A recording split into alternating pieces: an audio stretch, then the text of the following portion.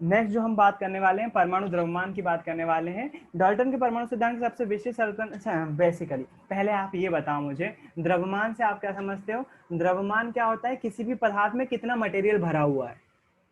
मतलब कि अगर मास की बात करें हम, तो कितना पदार्थ में, जो पदार्थ का के अंदर कितनी मात्रा में कोई चीज भरी हुई है, उसको हम बोलते हैं द्रव्यमान। अब हमको क्या करना है? परमाणु का द्रव्यमान कैलकुलेट करना है।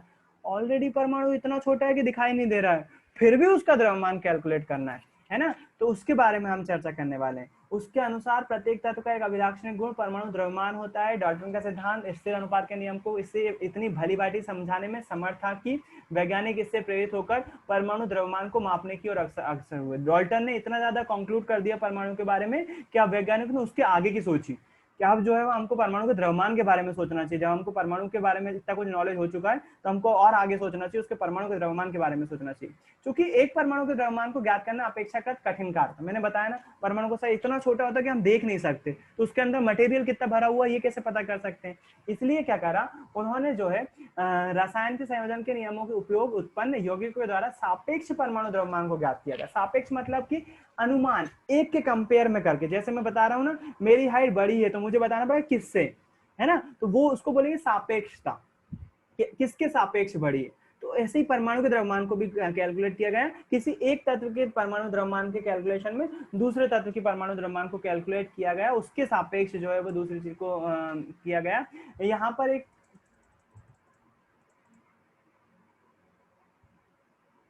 यहाँ पर लिखा हुआ है, यहाँ पर हम एक यौगिक कार्बन मोनोऑक्साइड, कार्बन मोनोऑक्साइड का फॉर्मूला मैंने आपको पहले ही बताया। ये कोबाल्ट नहीं लिखा हुआ है, याद रखें कोबाल्ट का जो फॉर्मूला होता है वो कैपिटल सी और स्मॉल ओ होता है। यहाँ कार्बन मोनोऑक्साइड लिखा हुआ है, दोनों कैपिटल हैं, सी और ओ। कार्बन और ऑक्सीजन दो तत्व मौजूद है काय में? कार्बन मोनोऑक्साइड में। मोनो का मतलब होता है एक, केमिस्ट्री में बहुत बार आएगा ये मोनो। मोनो का मतलब होता है एक। कार्बन हो गया, कार्बन मोनोऑक्साइड, मोनोऑक्साइड मतलब एक ऑक्सीजन। अगर यहाँ पर डाई ऑक्साइड लिखा होता तो दो ऑक्सीजन हो जाते। मैं बार बार बताता हूँ ये चीज, लेकिन बच्चे फिर भी गलती करते हैं। कार्बन मतलब कार्बन हो गया ये, मोनो मतलब एक, और ऑक्साइड मतलब ऑक्सीजन, एक ऑक्सीजन। तो एक ऑक्सीजन दिख रहा है इस फॉर्मूले में। अगर हम यहाँ पर डाई लगा देते हैं तो डाई मतलब हो जाता है दो ऑक्सीजन, तो वो CO2 हो जाता है उसका फॉर्मूला। यहाँ पर हम उदाहरण ले रहे हैं कार्बन मोनोऑक्साइड का, जो कि किस किस से मिक्सचर, किस किस का मिक्सचर है? कार्बन और ऑक्सीजन का।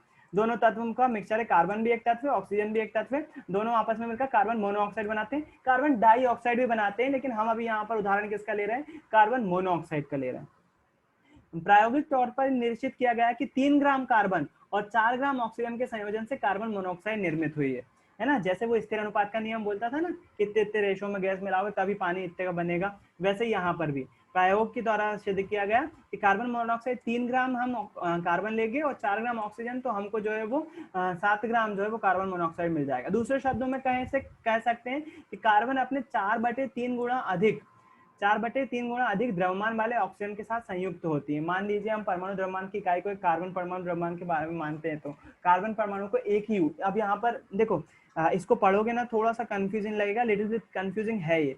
आप इस पर ज्यादा फोकस मत करो, आप कुछ कुछ बातें बोल रहा हूं मैं, उन बातों को ध्यान रखो। यहाँ पर एक चीज आपको ये समझ में आ रही है, ये यू में लिखा हुआ है ना, तो यहाँ पर हम जो है वो जो परमाणु का द्रव्यमान जो है उसकी इकाई यू में नापते हैं। यू का फुल फॉर्म क्या होता है? यूनिफाइड मास, यूनिफाइड द्रव्यमान। यू का फुल फॉर्म क्या होता है? यूनिफाइड मास, यानी कि यूनिफाइड द्रव्यमान। यू काय की इकाई होती है? परमाणु द्रव्यमान की। परमाणु के द्रव्यमान को काय में नापते हैं? यू में नापते हैं। यू का फुल फॉर्म क्या है? यूनिफाइड द्रव्यमान है। इसको एएमयू में भी नापते हैं।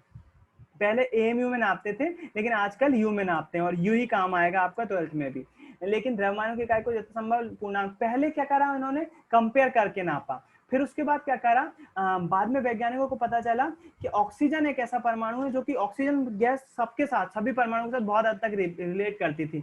इसके कारण से वैज्ञानिकों ने क्या कहा, पहले कार्बन लिया, कार्बन को सापेक्ष माना, कार्बन के सापेक्ष में दूसरे परमाणुओं के द्रव्यमान कैलकुलेट करे। लेकिन वो इतना ज्यादा कंफ्यूजिंग था कि दूसरा जो है वैज्ञानिकों ने फिर दूसरा तरीका खोजा, तो उन्होंने सोचा फिर ऑक्सीजन को लेते हैं, क्योंकि ऑक्सीजन लगभग सभी तत्वों के साथ रिएक्ट कर लेता था। तो ऑक्सीजन को जो है परमाणु द्रव्यमान के लिए सापेक्षता के सिद्धांत के लिए, मतलब उसके कंपेयर में जो है परमाणु द्रव्यमान नापने लगे। क्यों लिया? दो रीजन थे। ऑक्सीजन अनेक तत्वों के साथ क्रिया करके यौगिक बनाता था, और इस परमाणु का द्रव्यमान इकाई द्वारा अधिकांश तत्वों के परमाणु में पूर्णांक में प्राप्त होता है। 1/16 भाग हो रहा था, जबकि वहां पर 4/3 भाग हो रहा था, 3/4, है ना, जो भी था 4/3। तो वो पूर्णांक नहीं हो रहा था, और ऑक्सीजन 1/16 में पूर्णांक देता था, इसलिए फिर बोल रहा हूँ इस पे ज्यादा ध्यान देने की जरूरत नहीं है, इतना ज्यादा इंपॉर्टेंट नहीं है और आगे भी काम नहीं आएगा। जो काम आएगा वो अभी आपको पता चल जाएगा। तथापि 1961 में परमाणु द्रव्यमान को ज्ञात करने के लिए परमाणु द्रव्यमान इकाई कार्बन 12 समस्थानिक को मानव संदर्भ के रूप में सार्वभौमिक रूप से स्वीकार कर लिए गए। आखिरी में काय पे आ गए हम, वापस कार्बन पे ही आ गए। पहले कार्बन की बात हुई लेकिन उसमें कंफ्यूजिंग था, ज्यादा वो नहीं हो पाया, ज्यादा काम नहीं हो पाया, तो फिर ऑक्सीजन को ले लिया वैज्ञानिकों ने, लेकिन ऑक्सीजन से भी काम नहीं हुआ और आखिरी में 1961 में सभी वैज्ञानिकों ने जो कार्बन का जो समस्थानिक होता है, कार्बन 12 का समस्थानिक क्या होता है अभी पढ़ेंगे थोड़ी सी देर में ही, कार्बन को जो है वो फिर से एक मानक आदर्श के रूप में सभी ने स्वीकार कर लिया। कार्बन 12 समस्थानिक के एक परमाणु द्रव्यमान के 1/12 भाग को मानक परमाणु द्रव्यमान की इकाई के रूप में लेते हैं। मतलब कार्बन का कोई परमाणु के 1/12 भाग को कार्बन को लेते हैं। अभी इतना समझो कि कार्बन के हम भाग को क्या लेते हैं, मानक परमाणु इकाई के रूप में लेते हैं। मतलब इसके आधार पर हम दूसरे परमाणु के परमाणु द्रव्यमान कैलकुलेट कर पाए हैं। कार्बन 12 समस्थानिक के एक परमाणु द्रव्यमान के सापेक्ष सभी परमाणु के द्रव्यमान प्राप्त किए गए हैं। तो अभी जो जितने भी हमको परमाणु के द्रव्यमान ज्ञात हैं वो किसके सापेक्ष लिए गए, किसके तुलना में लिए गए, कार्बन 12 के समस्थानिक की तुलना में लिए गए। ये भी ऑब्जेक्टिव बनता है, इसको भी जो है वो आप नोट करके रखेंगे। अभी जितने भी हमको कार्बन, ये टेबल दी हुई है ना, ये सभी परमाणु द्रव्यमान दिए हुए है ना। तो ये परमाणु द्रव्यमान यू में दिए हुए हैं। हाइड्रोजन का परमाणु द्रव्यमान 1 यू, कार्बन का परमाणु द्रव्यमान 12 यू, नाइट्रोजन का 14 यू, ऑक्सीजन का 16 यू, सोडियम का 23 यू, मैग्नीशियम का 24 यू, सल्फर का 32 यू, क्लोरीन का 35.5 यू, कैल्शियम का 40 यू।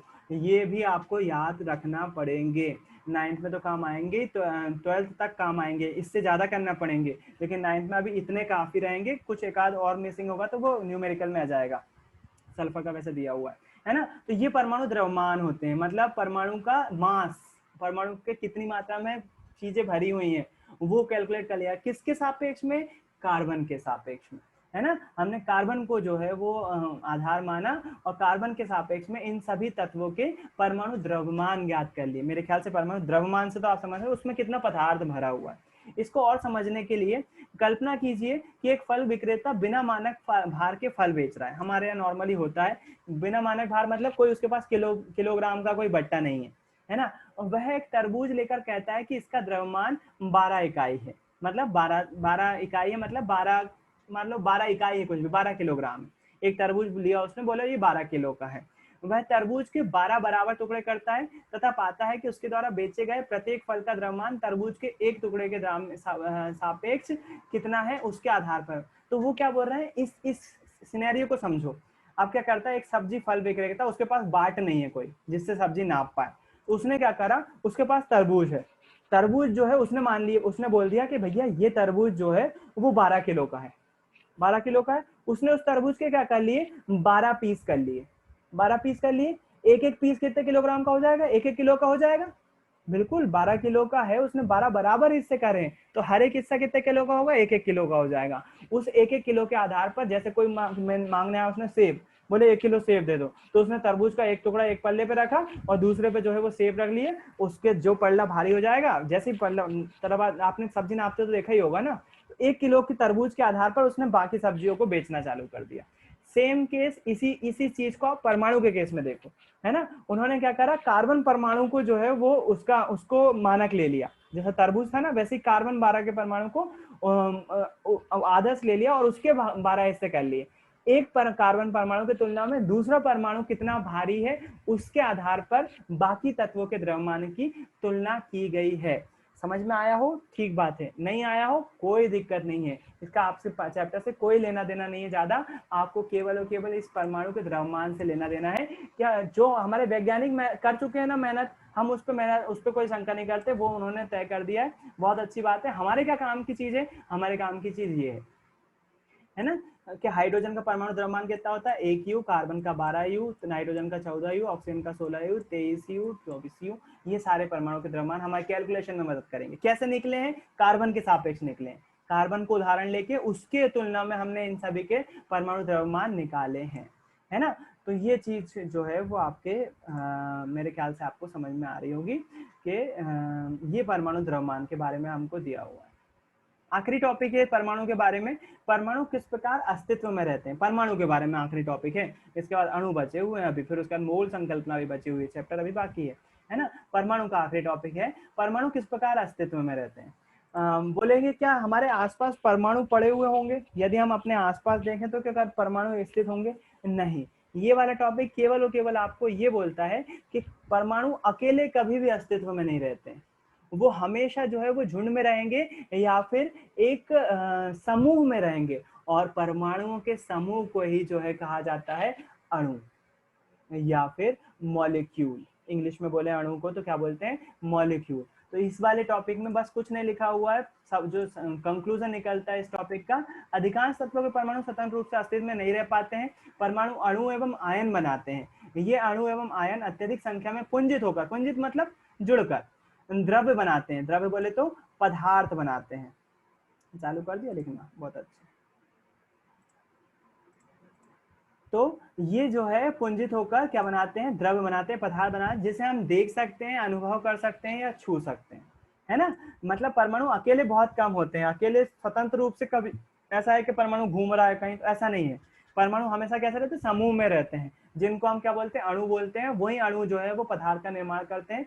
संरचना में प्रयुक्त होने वाले परमाणु की संख्या को उस अणु की परमाणुकता कहते हैं। किसी अणु में कितने परमाणु हैं उसको क्या बोलते हैं, परमाणुकता कहते हैं। धातु अणुओं एवं कुछ अन्य तत्वों के अणुओं जैसे कि कार्बन के अणुओं की सरल संरचना नहीं होती है, किंतु उनके अणुओं में असीमित परमाणु परस्पर बंधे हुए होते हैं, कुछ बंधों के द्वारा बने हुए रहते हैं, है ना। आइए कुछ तत्वों की परमाणुकता का अवलोकन करें। परमाणुकता का मतलब कि उस किसी तत्व में कितने परमाणु मिलकर एक अणु का निर्माण करते हैं, है ना। तो उस टेबल वाली टेबल जो है यहाँ पर दी हुई है कि यदि हम ऑर्गन की बात करें, यहाँ पर ध्यान मत दें, अभी तत्वों के प्रकार पर ध्यान मत दें, यहाँ पर लिखा हुआ है ऑर्गन, ऑर्गन गैस का नाम है। यदि हम ऑर्गन की बात करें तो उसका एक अणु उसमें एक ही परमाणु होता है, मतलब एक परमाणु मिलकर क्या बना लेता है, एक अणु बना लेता है। हीलियम जो है वो एक परमाणु का अणु ही होता है ना। अब आप बोलोगे कि भैया एक परमाणु मिलकर एक अणु बना लेता है, तो अभी आपने बोला कि तत्व के जो एक परमाणु है वो स्वतंत्र अवस्था में नहीं होते हैं। बिल्कुल, यहाँ पर लिखा हुआ है साफ, अधिकांश तत्वों के परमाणु स्वतंत्र रूप से अस्तित्व में नहीं रह पाते हैं, लेकिन कुछ के होते हैं। आर्गन और हीलियम जो है उनका एक परमाणु जो है वो एक अणु का निर्माण करता है। ऑक्सीजन के दो परमाणु है ना, दो परमाणु मिलकर ऑक्सीजन गैस, ऑक्सीजन का निर्माण करेंगे। हाइड्रोजन के भी दो परमाणु रहते हैं, नाइट्रोजन का भी दो परमाणु, क्लोरीन का भी दो परमाणु, फास्फोरस का चतुर परमाणु, चार परमाणु, सल्फर के बहु परमाणु। सल्फर के कितने होते हैं, बहुत सारे परमाणु होते हैं। ये सभी क्या है, अधातुएं हैं, अधातुएं। धातुओं के कैसे होते हैं, तो धातुओं के सभी परमाणु जो है वो एक परमाणु होते हैं। देखो आप एक चीज देखोगे, जो अधातु होती हैं उनकी परमाणुकता एक, द्वि, त्रि, चतुर, बहु, ये अलग अलग वेरी कर सकती हैं, लेकिन धातुओं की परमाणुकता देखो, एक परमाणु के एक परमाणु के एक परमाणु। तो जितनी भी धातुएं मौजूद हैं वो एक परमाणु होती हैं। वो परमाणुकता क्या होती है उसके बारे में, मतलब इनका एक परमाणु जो है वो एक अणु के निर्माण कर सकता है, करने के लायक होता है, वही परमाणुकता होती है। परमाणुकता के बारे में यहाँ पर लिखा हुआ है, धातु अणु एवं कुछ संरचना में प्रयुक्त होने वाले परमाणुओं की संख्या को, संरचना में मतलब जैसे कोई धातु की संरचना है तो उसमें कितने परमाणु यूज हो रहे हैं उसको बोलते हैं परमाणुकता। तो यहाँ पर हमको इस बात से क्लियर हो जाता है कि ऑर्गन की परमाणुकता कितनी होती है, एक परमाणु, मतलब कि उसकी संरचना में एक एक परमाणु हो सकते हैं। हीलियम में भी एक परमाणु हो सकता है, ऑक्सीजन में दो परमाणु हो सकते हैं, होते हैं, मतलब उसकी परमाणुकता है ना। तो ये था आपके परमाणु के बारे में। एक क्वेश्चन आता है, एक परमाणु को आंख से देखना क्यों संभव नहीं होता है। जाहिर सी बात है, उसका आकार इतना नैनोमीटर में इतना कम होता है कि हम उसको नॉर्मली आंखों से नहीं देख सकते हैं। इसके बाद हम जो है वो कल अणुओं के बारे में बात करेंगे, कुछ न्यूमेरिकल भी है, कल न्यूमेरिकल भी सॉल्व करने की कोशिश करेंगे और आपको होमवर्क भी दूंगा मैं उस न्यूमेरिकल के बारे में। फिर उसके बाद जो है वो हम चैप्टर को आगे बढ़ाएंगे, 2-3 दिन का चैप्टर अभी, और कल के बाद 2-3 दिन का और बचेगा। तो आज के लिए जो है वो इतना ही था। आज के लिए आई होप आपको समझ में आया होगा कि मैंने क्या आपको बताया। किसी को कुछ पूछना है तो पूछ सकता है।